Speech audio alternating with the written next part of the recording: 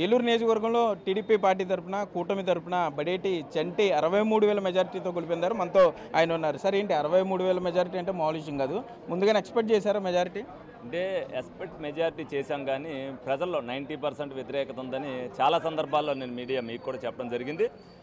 ప్రజలకు ఏదైతే door to door మేము వెళ్ళినప్పుడు వాళ్ళల్లో ఉన్న స్పందన మేము చూసాం. వాళ్ళు మాతో కలిసిమెలిసి మాట్లాడినప్పుడు డెఫినెట్గా ఈ ప్రభుత్వం పట్ల వ్యతిరేకత ఉండబట్టి మాతో మాట్లాడుతున్నారు, మాతో చర్చిస్తున్నారని మేము అనుకున్నాం. కానీ ఇంత విధంగా అంటే మాకు తెలిసైతే 100 పైన శాతం ప్రతి ఒక్కరు కూడా, ఎందుకంటే ఎన్టీ రామారావు గారు పార్టీ పెట్టినప్పుడే అన్ని సీట్లు రావడం కానీ అన్ని మెజార్టీలు రావడం, ఎందుకంటే చరిత్రలో ఇప్పటి వరకు ఆంధ్రప్రదేశ్ చరిత్రలో అదే ఉంది. ఇప్పుడు చంద్రబాబు నాయుడు గారు 2024లో ఏదైతే కూటమి ఏర్పడి వీళ్ళు చేసిన దాన్ని మళ్ళీ ఏ పార్టీ కూడా తిరిగి చరిత్రను రాసే పరిస్థితుల్లో లేకుండా జరిగింది. ప్రజలందరూ కూడా ప్రజలు మంచి తీర్పు ఇచ్చారని మేము కోరుకుంటున్నాం.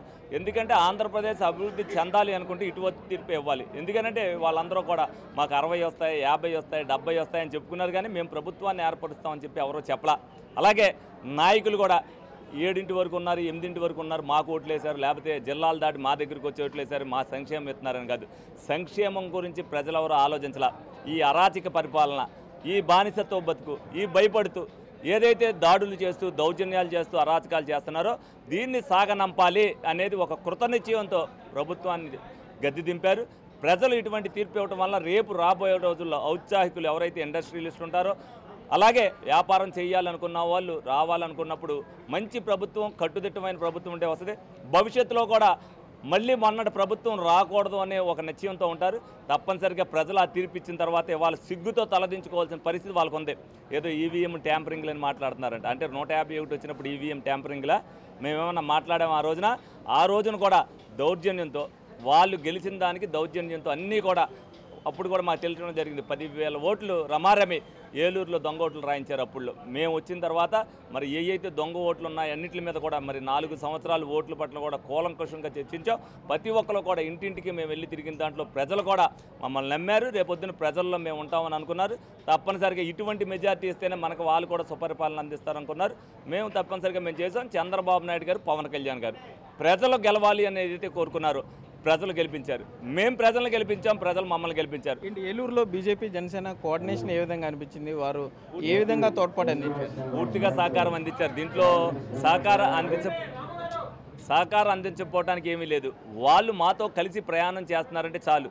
ఎందుకంటే ప్రజలందరూ కూడా సిద్ధపడే ఉన్నారు. వాళ్ళు అందరం కలిసి ఎక్కడైతే మా ప్లానింగ్ ఉందో మేము పలానా చోటకి వెళ్తున్నాం అన్నప్పుడు వాళ్ళకి కూడా ఇంటిమేషన్ ఇవ్వడం జరిగింది. వాళ్ళు అక్కడికి రావడం జరిగింది, ఇచ్చేసుకున్నాం. అలాగే మేము ఏదైతే వాళ్ళందరితో మీటింగ్ ఏర్పాటు చేయమని చెప్పామో జనసేన నాయకులు, కార్యకర్తలు ఉన్నారో వాళ్ళందరితో మేము వేసాం. వాళ్ళ డివిజన్ ఇన్ఛార్జీలు కానీ వాళ్ళ క్లస్టర్ ఇన్ఛార్జీలకి పేర్లు కానీ మాకు ఇచ్చారు. అలాగే బీజేపీ వాళ్ళందరూ కూడా మాకు ఇచ్చారు. ప్రతి సభల్లో కూడా వాళ్ళు పిలవడం జరిగింది. అలాగే ప్రతి మీటింగు, ప్రతి పాదయాత్రలో కూడా వాళ్ళు పాల్గొనడం జరిగింది. అక్కడ ఎవరైతే ఏ డివిజన్లో అయితే ఎవరున్నారో వాళ్ళు వచ్చి పాల్గొనడం జరిగేది. ప్రజలందరూ ఏం గమనించారంటే బీజేపీ, జనసేన నాయకులందరూ కూడా తెలుగుదేశం పార్టీ వాళ్ళకి కావాల్సింది అదే సిగ్నల్. ఆ సిగ్నల్తో ప్రజలందరూ మమేకమై, ఎందుకంటే ప్రజలు అభద్రతా భావానికి గురైనప్పుడు కొన్ని నోట్లు అటు ఇటు పోతాయి. ఆ అభద్రతాభావం గురి కాకుండా ఉండటంలో వాళ్ళిద్దరూ కూడా మాతో తోడ్పాటుగా సహకరించారు. తప్పనిసరిగా ఇది అందరి కలయిక విజయం. ఏదైతే ప్రజలు మా మీద ఇంత బాధ్యత పెట్టారో అదే బాధ్యతాయుతంగా రేపొద్దున పరిపాలన అందించాలి. మెజార్టీలు వచ్చినందుకు సంతోషపడినందుకు రేపొద్దున ప్రజలకు ఏం చేయకపోతే ఈ 151 సీట్లు వచ్చినట్టే ఉంటుంది. ప్రజలకి బాధ్యతాయుతంతో మేము పనిచేసిన రోజునే ఈ మెజార్టీకి సార్థకం. అదేవిధంగా రేపు ఏలూరు చరిత్రలో కూడా ఏదైతే మెజార్టీ ఈ విధంగా వచ్చిందో అభివృద్ధి విషయంలో కానీ ప్రజలకు పనిచేయడంలో కానీ అదే విధమైన రికార్డు సాధిస్తామని మీ అందరికీ కూడా తెలియజేయండి. ఇంత మెజారిటీతో ఏలూరు ప్రజలు మిమ్మల్ని గద్దెక్కిచ్చారని చెప్పుకోవచ్చు. ఏంటి ఏలూరు అభివృద్ధికి ప్రధానంగా ఏం చేద్దాం అనుకుంటున్నారు? ప్రధానంగా నేను ఆల్రెడీ ఎవరు ఎప్పుడు ఈ 70 ఏళ్ళ చరిత్రలో కూడా ఇది చేస్తామని చెప్పి మేనిఫెస్టో విడిగా ఏలూరుకి ఇచ్చింది ఏం లేదు. నేను ఏలూరుకి కూడా నేను ఇది చేస్తానని చెప్పి పాంప్లెట్ రూపేణా కూడా ఇవ్వడం జరిగింది. అభివృద్ధి విషయంలో అవ్వచ్చు, ఏదైనా ఒక మార్కు రాజకీయం చేయాలని అనుకునేది నేను అనుకున్నా. అడ్మినిస్ట్రేషన్లో కూడా నేను అనేక వ్యాపారాలు చేయడం వల్ల నాకు కూడా దాని మీద అవగాహన ఉంది.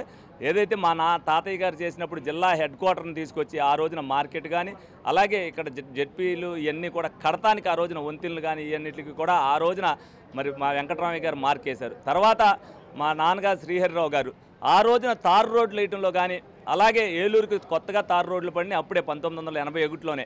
అలాగే లైటింగ్ వ్యవస్థ, వీధి దీపాలు వెలిగించడం కూడా అప్పుడే జరిగినాయి. అలాగే బుజ్జిగారు వచ్చిన తర్వాత 70 ఏళ్ళప్పుడు ఏదైతే ఏలూరు అలాగుందో ఆ 70 ఏళ్ళలో ట్రాఫిక్ సమస్యను తీర్చాలనే ఉద్దేశంతో అందరి ఆమోదయోగ్యంతో ఏదైతే రోడ్లు వైడెండ్ చేసి మరి ఆయన కూడా అభివృద్ధి ఈ విధంగా అనేది చూపించారు. ఎంత మెజారిటీ ఇచ్చినప్పుడు మళ్ళీ అదే కుటుంబం నుంచి వచ్చిన నేను మరి 4వ తరం అవుతాను. తప్పనిసరిగా నా మార్కు రాజకీయం అనేది చూపిస్తా. ఈ 5 ఏళ్ళలో కూడా ఇటువంటి మార్కు రాజకీయం బడేటి వంశమే చేయగలదనేది నిరూపిస్తా. నేను పదవి ఆశించి ఇందులోకి రాలా, ప్రజా సమస్యల మీద పోరాడి నేను వచ్చాను రాజకీయాల్లోకి. తప్పనిసరిగా రేపు రాబోయే రోజుల్లో ప్రజా సమస్యల మీద నాకు గలం ఇప్పుతాను. రేపు రాబోయే రోజుల్లో ఏదైతే నేను హామీ ఇచ్చానో ఆ ప్రతి హామీ కూడా బాధ్యత నా మీద ఉంది. వాళ్ళకి చేయవలసిన బాధ్యత టిట్కో ఇల్లు అవ్వచ్చు, వాళ్ళకి ఆగిపోయిన ఇల్లు అవ్వచ్చు, అలాగే శానిటైజేషన్ మీద అవ్వచ్చు, ఏ సమస్య అన్న పట్ల వాళ్ళకున్న ప్రతి సమస్య నాదిగా భావించి ఆ సమస్యను పరిష్కరించే దిశగా ఏలూరుని తీసుకెళ్తా.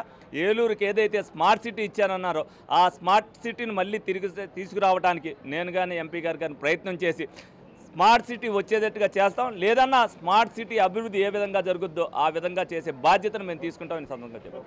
మొత్తమే చూసుకుంటే ఏలూరు నియోజకవర్గానికి సంబంధించి ఏదైతే హామీలు ఇచ్చామో ఎన్నికల హామీలుగా వాటన్నిటిని నెరవేర్చే ప్రయత్నం చేస్తాను. ఏలూరు స్మార్ట్ సిటీగా తీర్చిదిద్దడానికి తన వంతు కృషి చేస్తానని కూడా ఏలూరు ఎమ్మెల్యే బడేటి చంటి చెప్పే పరిస్థితులు అయితే ఇక్కడ ఉన్నాయి. కెమెరామెన్ భాగ్యరాజ్తో సాగర్, బిగ్ టీవీ, ఏలూరు నుండి. For more videos like this, subscribe Big TV channel.